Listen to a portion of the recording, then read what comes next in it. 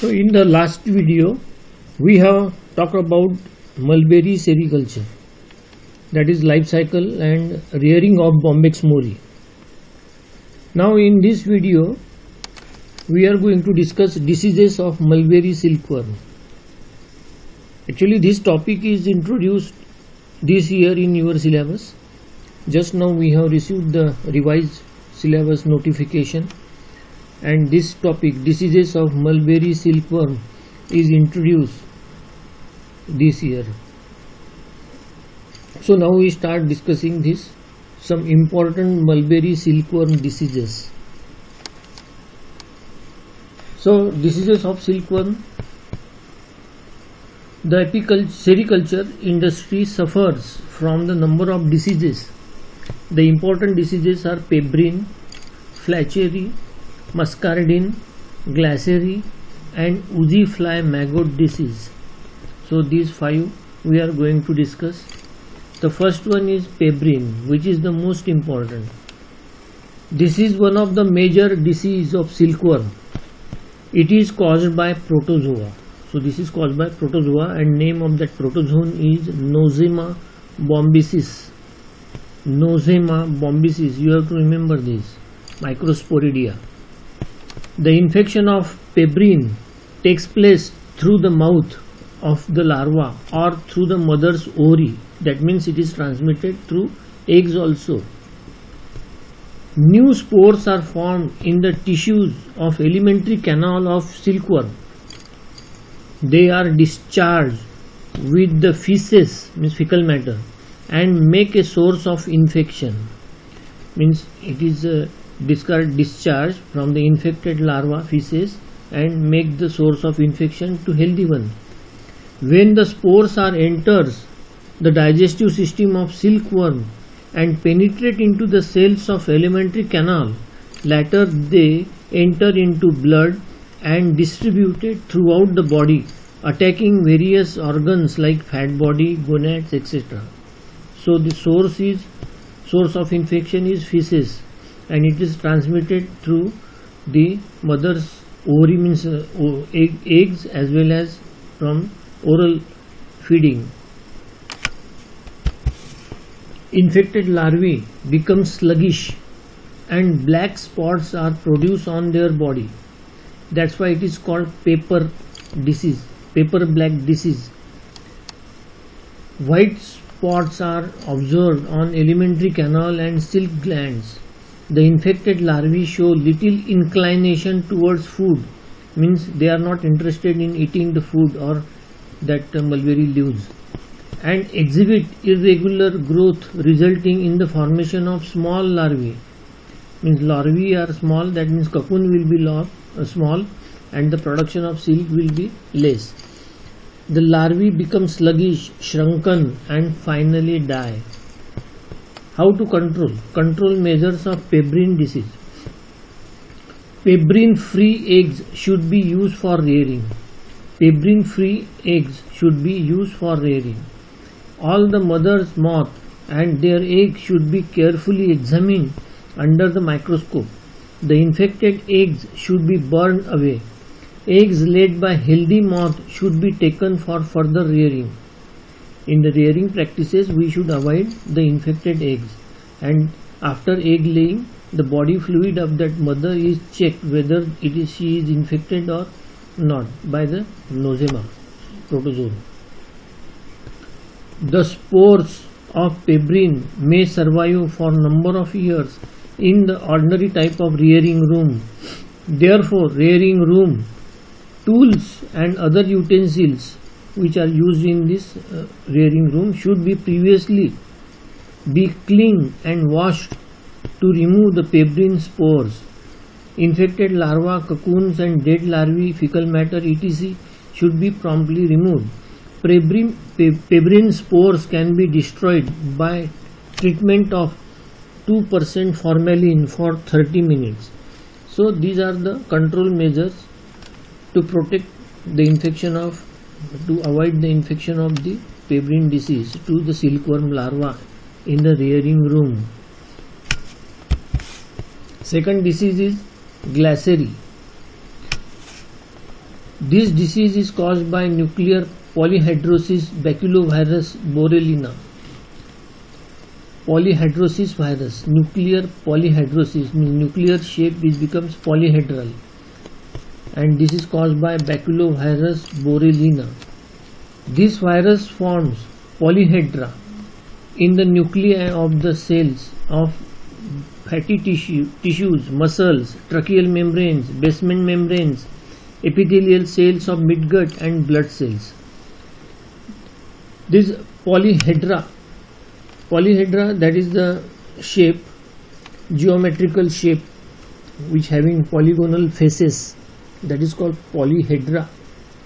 So nucleus become polyhedral, having polygonal faces, and this polyhedra is filled with large number of viruses. When this polyhedra ruptures, these viruses releases, and again they infect the new cells. The larvae infected by this virus become inactive and lose appetite, and the intersegmental membrane swells up. Intersegmental membrane means their body is segmented, thoracic segment, abdominal segment. In between the two segments there is an intersegmental membrane. This intersegmental membrane swells up, and finally the skin, entire skin become loose and it becomes a tender, soft हो जाती है and ruptures, from which pus like fluid comes out and finally die. The infection of Glyceri occurs through the mouth of the larvae. Again the infection takes place through oral. Control measures. The rearing room, tools and utensils should be washed, cleaned and disinfected by using disinfectant. The high temperature, low temperature and high moisture content should be avoided, especially up to 3rd inch star larva. High temperature during summer we have to use the cooler and other material to lower down the temperature. Low temperature, that means in winter we have to use the heaters to maintain the temperature, and moisture should be maintained to avoid specially up to the 3rd inch star larva, because the 3rd inch star larva are most susceptible to get infected to Glyceri. The deceased or dead larvae should be removed and the room should be disinfected completely by 2% formalin. Fresh mulberry leaves should be given to larva. Fresh mulberry leaves should be given to larvae as a feeding, for feeding.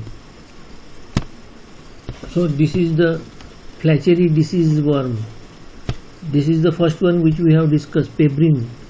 Black spots, black color spots on their body, pebrine.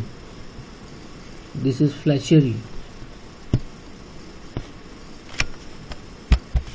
Then next is a muscardine. Muscardine, it is a fungal disease of silkworm. This is a fungal disease, and there are number of muscardine in silkworm. White muscardine, white color muscardine means white color fungus. Their body grows white color fungus, that is caused by Beauveria bassiana. This is important one. In India, this white muscardine is most common. Most of the silkworm, they are infected with this fungus. White muscardine is caused by Beauveria bassiana. Green muscardine is caused by Nomuraya as well as Metarhizium. This is not in India. It is not common in India. Yellow muscardine is also there. It is caused by Phyllomyces farinosa. Phyllomyces farinosa. This is not common in India. White muscardine is common in India.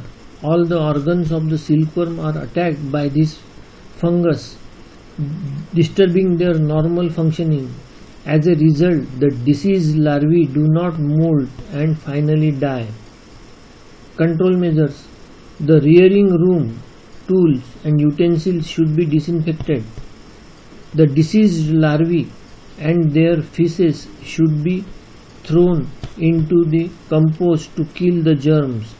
The rearing bed should be kept dry as much as possible to prevent the germination of Conidia fungus.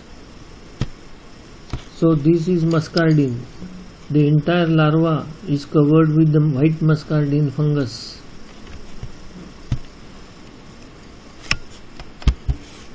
The final one is the maggot disease. Maggot disease. This disease is caused by oozy fly. Oozy fly, Exorista sorbilans.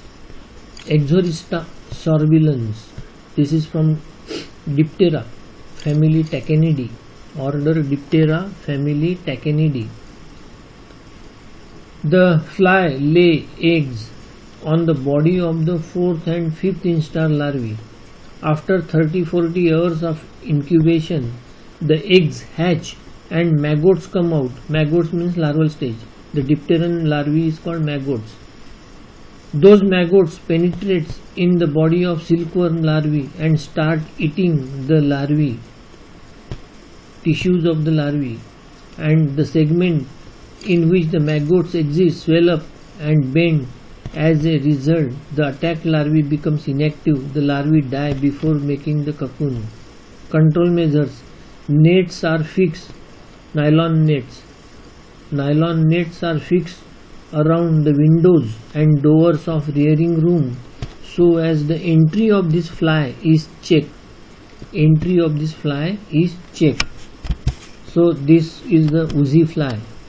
Dipteran fly looks like the house fly, but she lay eggs on the body of this larva, and when the eggs hatches into maggots, these maggots start feeding on this larva, and finally the death of the larva takes place.